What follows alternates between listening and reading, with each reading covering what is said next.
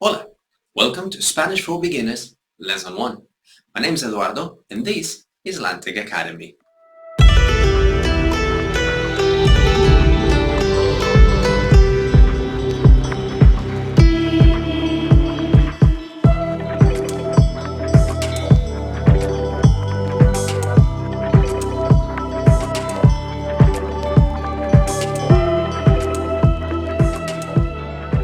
Today, we're going to learn 5 very basic but very useful words and phrases that you can use to get started in your journey of learning this beautiful language.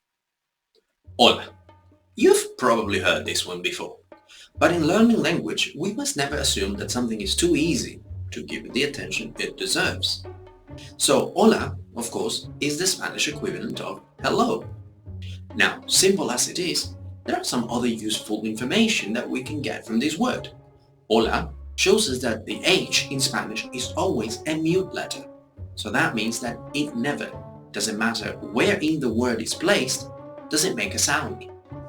Of course, there is an exception to that rule, like most rules in Spanish. When we combine a C with an H, CH, it does make a sound. So, if you ever find yourself asking an abuelita for a hot chocolate, well, in that case, the CH would sound just like it does in English, or pretty close. So, chocolate in Spanish would be chocolate. ¿Cómo estás? This you will use whenever you want to engage in conversation. So just go ahead and walk up to your nearest Spanish-speaking friend and use it. ¿Cómo estás? Now, probably from context by now you can tell that it means how are you, right? So that is the use of it. ¿Cómo estás? How are you? But let's go back a little bit. If we look at it again, you can see that at the beginning of the sentence we have a question mark upside down. What's that about? Well, in Spanish, we have 2 question marks, one at the end and one at the beginning. Pretty cool. That way, next time you're reading a question in Spanish, you'll never find yourself reading a sentence only to find out halfway through that it was a question and you were reading it all along in the wrong intonation. Useful, isn't it? Soy de. Now for this one, you're going to have to do a little bit of homework. What I'm telling you is I'm from. Soy de. I'm from. So you're going to have to go ahead and Google what is the Spanish for your country's name. In my case, that would be Soy de Costa Rica. Soy de Costa Rica. That's right, I'm from Costa Rica. So go on ahead and find out what is your country's name in Spanish and how can you say this? Soy de. Right? So for some of my students who might be watching this, soy de Estados Unidos, for the Americans out there.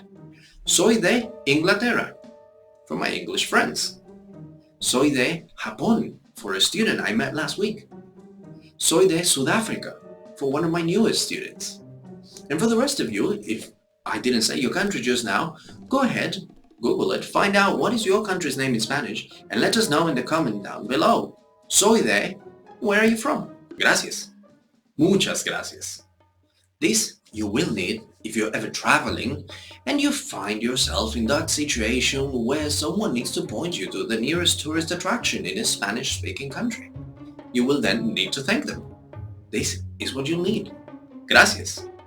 And of course, for that time when someone just goes the extra mile and you really want to thank them, muchas gracias. Muchas gracias. Muchas is very, many, or much. Well, Spanish, it's hard to translate. But anyways, muchas gracias is thanks a lot. Un placer.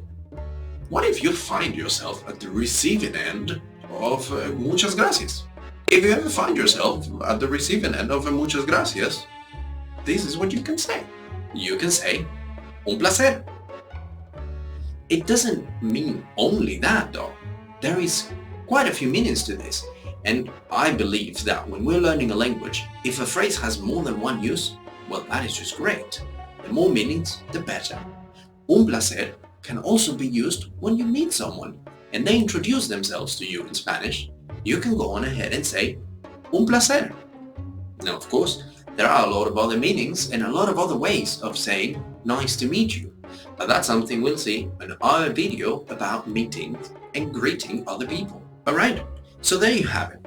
5 very useful and powerful phrases and words you can use to get started on your Spanish learning journey. Of course, if you look for it, you will probably find many other ways of saying these things and other meanings for the words and phrases I taught you today. But remember, in language, as much as there are many ways you can say things, the most important thing is communication, the ability to express our thoughts and ideas in that language.